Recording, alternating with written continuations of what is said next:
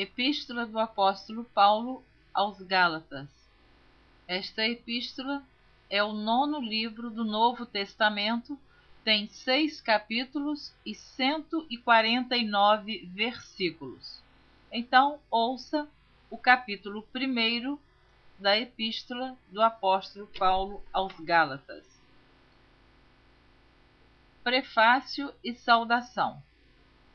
Paulo, apóstolo, não da parte dos homens, nem por homem algum, mas por Jesus Cristo e por Deus Pai, que o ressuscitou dos mortos, e todos os irmãos que estão comigo às igrejas da Galácia.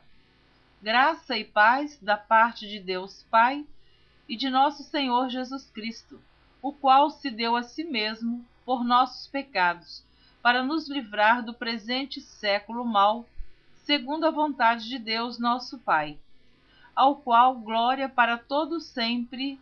Amém. A inconstância dos Gálatas, Paulo vindica a autoridade divina do seu apostolado e da sua doutrina. Maravilho-me de que tão depressa passasseis daquele que vos chamou a graça de Cristo para outro evangelho, o qual não é outro, mas há alguns que vos inquietam e querem transtornar o evangelho de Cristo. Mas, ainda que nós mesmos ou um anjo do céu vos anuncie outro evangelho, além do que já vos tenho anunciado, seja anátema. Assim como já vô-lo dissemos, agora de novo também vô-lo digo. Se alguém vos anunciar outro evangelho, além do que já recebestes, seja anátema. Porque persuado eu agora a homens ou a Deus? Ou procuro agradar a homens? Se estivesse ainda agradando aos homens, não seria servo de Cristo. Mas faço-vos saber, irmãos, que o evangelho que por mim foi anunciado não é segundo os homens, porque não o recebi, nem aprendi de homem algum, mas pela revelação de Jesus Cristo. Porque já ouvistes qual foi antigamente a minha conduta no judaísmo, como sobremaneira perseguia a igreja de Deus e a assolava. E na minha nação excedia em judaísmo a muitos da minha idade, sendo extremamente zeloso das tradições de meus pais. Mas quando aprouve a Deus, que desde o ventre de minha mãe me separou e me chamou pela sua graça, revelar seu Filho em mim, para que o que pregasse entre os gentios, não consultei carne nem sangue, nem tornei a Jerusalém a ter com os que já antes de mim eram apóstolos, mas parti para a Arábia e voltei outra vez a Damasco. Depois, passados 3 anos, fui a Jerusalém para ver a Pedro e fiquei com ele 15 dias. E não vi a nenhum outro dos apóstolos senão a Tiago, irmão do Senhor. Ora, acerca do que vos escrevo, eis que diante de Deus testifico que não minto.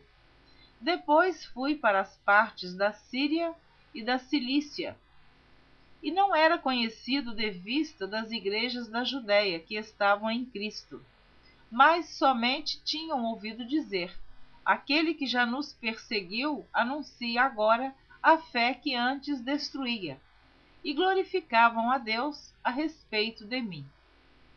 Capítulo 2. Depois, passados 14 anos, subi outra vez a Jerusalém com Barnabé, levando também comigo Tito. E subi por uma revelação e lhes expus o evangelho que prego entre os gentios, e particularmente aos que estavam em estima, para que de maneira alguma não corresse ou não tivesse corrido em vão. Mas nem ainda Tito, que estava comigo, sendo grego, foi constrangido a circuncidar-se. E isso por causa dos falsos irmãos que se tinham entremetido e secretamente entraram a espiar a nossa liberdade que temos em Cristo Jesus, para nos porem em servidão, aos quais nem ainda por uma hora cedemos com sujeição, para que a verdade do Evangelho permanecesse entre vós. E quanto àqueles que pareciam ser alguma coisa, quais tenham sido noutro tempo, não se me dá. Deus não aceita a aparência do homem. Esses, digo, que pareciam ser alguma coisa, nada me comunicaram. Antes, pelo contrário, quando viram que o evangelho da incircuncisão me estava confiado, como a Pedro o da circuncisão, porque aquele que operou eficazmente em Pedro para o apostolado da circuncisão, esse operou também em mim com eficácia para com os gentios. E conhecendo Tiago, Cefas e João, que eram considerados como as colunas, a graça que se me havia dado, deram-nos as destras em comunhão comigo e com Barnabé, para que nós fôssemos aos gentios e eles à circuncisão, recomendando-nos somente que nos lembrássemos dos pobres, o que também procurei fazer com diligência. E chegando Pedro a Antioquia, lhe resisti na cara, porque era repreensível. Porque antes que alguns tivessem chegado da parte de Tiago, comia com os gentios, mas depois que chegaram, se foi retirando e se apartou deles, temendo os que eram da circuncisão. E os outros judeus também dissimulavam com ele, de maneira que até Barnabé se deixou levar pela sua dissimulação. Mas quando vi que não andavam bem e direitamente conforme a verdade do Evangelho, disse a Pedro na presença de todos: Se tu, sendo judeu, vives como gentios e não como judeu, por que obrigas os gentios a viverem como judeus? Nós somos judeus por natureza e não pecadores dentre os gentios, sabendo que o homem não é justificado pelas obras da lei, mas pela fé em Jesus Cristo.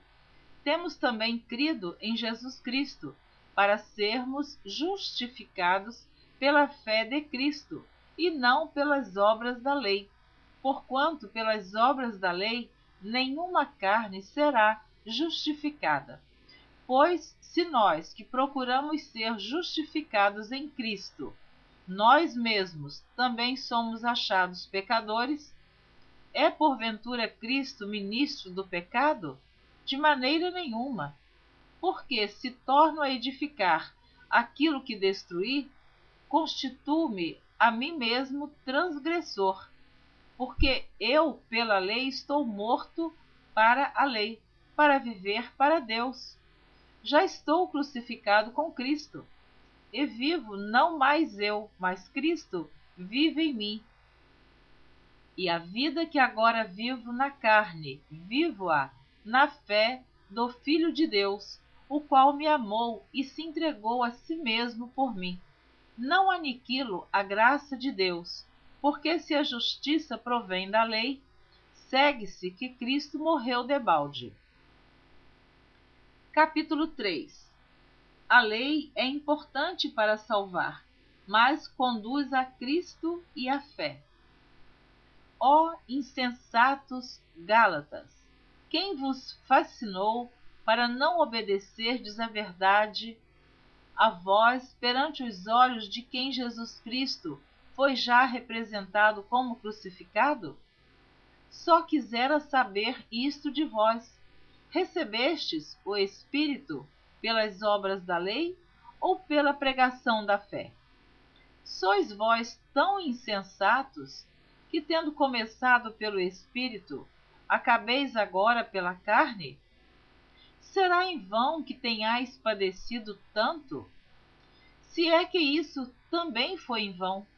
Aquele, pois, que vos dá o Espírito e que opera maravilhas entre vós, o faz pelas obras da lei ou pela pregação da fé? É o caso de Abraão, que creu em Deus, e isso lhe foi imputado como justiça. Sabei, pois, que os que são da fé são filhos de Abraão. Ora, tendo a Escritura previsto que Deus havia de justificar pela fé os gentios, anunciou primeiro o Evangelho a Abraão, dizendo: todas as nações serão benditas em ti. De sorte que os que são da fé são benditos como o crente Abraão. Todos aqueles, pois, que são das obras da lei, estão debaixo da maldição, porque escrito está: maldito todo aquele que não permanecer em todas as coisas que estão escritas no livro da lei para fazê-las. E é evidente que pela lei ninguém será justificado diante de Deus, porque o justo viverá da fé. Ora, a lei não é da fé, mas o homem que fizer estas coisas, por elas viverá. Cristo nos resgatou da maldição da lei, fazendo-se maldição por nós, porque está escrito: maldito todo aquele que for pendurado no madeiro, para que a bênção de Abraão chegasse aos gentios por Jesus Cristo e para que, pela fé, nós recebamos a promessa do Espírito. Irmãos, como homem falo. Se o testamento de um homem for confirmado, ninguém o anula, nem lhe acrescenta alguma coisa. Ora, as promessas foram feitas a Abraão e à sua posteridade. Não diz, e as posteridades, como falando de muitas, mas como de uma só, e à tua posteridade, que é Cristo. Mas digo isto, que tendo sido o testamento anteriormente confirmado por Deus, a lei, que veio 430 anos depois, não o invalida, de forma a abolir a promessa. Porque se a herança provém da lei, já não provém da promessa, mas Deus, pela promessa, a deu gratuitamente a Abraão. Logo, para que é a lei? Foi ordenada por causa das transgressões, até que viesse a posteridade, a quem a promessa tinha sido feita, e foi posta pelos anjos na mão de um medianeiro. Ora, o medianeiro não o é de um só, mas Deus é um. Logo, a lei é contra as promessas de Deus? De nenhuma sorte, porque, se dada fosse uma lei que pudesse vivificar, a justiça, na verdade, teria sido pela lei. Mas a Escritura encerrou tudo debaixo do pecado, para que a promessa pela fé em Jesus Cristo fosse dada aos crentes. Mas antes que a fé viesse, estávamos guardados debaixo da lei e encerrados para aquela fé que se havia de manifestar. De maneira que a lei nos serviu de aio para nos conduzir a Cristo, para que pela fé fôssemos justificados. Mas depois que a fé veio, já não estamos debaixo de aio, porque todos sois filhos de Deus pela fé em Cristo Jesus.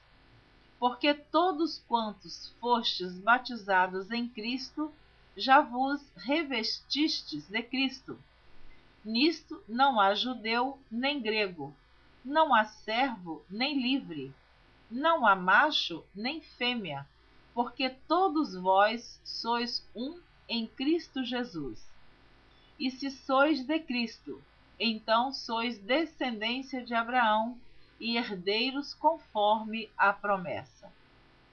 Amém. Você ouviu a leitura dos capítulos 1, 2 e 3 da Epístola do Apóstolo Paulo aos Gálatas. Na próxima gravação, você estará ouvindo a leitura do capítulo 4 e do capítulo 5. Eu espero você na próxima gravação. Deus abençoe a sua vida de maneira abundante. Amém.